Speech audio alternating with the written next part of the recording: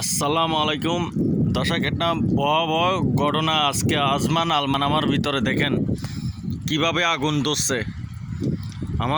আমার মনে হয় ওখানে গাছ পর্যন্ত জলের অতিরিক্ত আগুন ধরতেছে। দেখেন কিভাবে আগুনের সংখ্যা কী কেউ আজকে সকাল ভোর টাইমে এই ঘটনা দেখেন।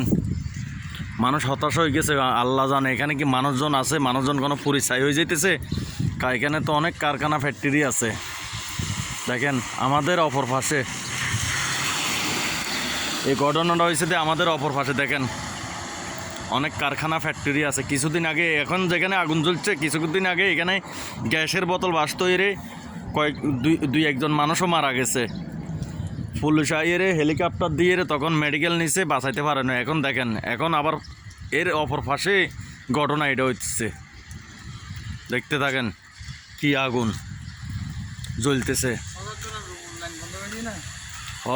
আমাকে সদরের রুমের লাইনও বন্ধ করে দেওয়া হয়েছে। ব্যাগ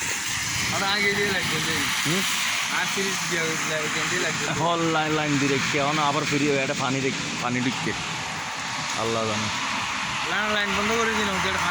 এখন আমার মনে হইব এই আগুনটা কিসের থেকে লাগছে, মনে হইব বৃষ্টির পানির কারণের থেকে লাগছে। দেখতে থাকেন।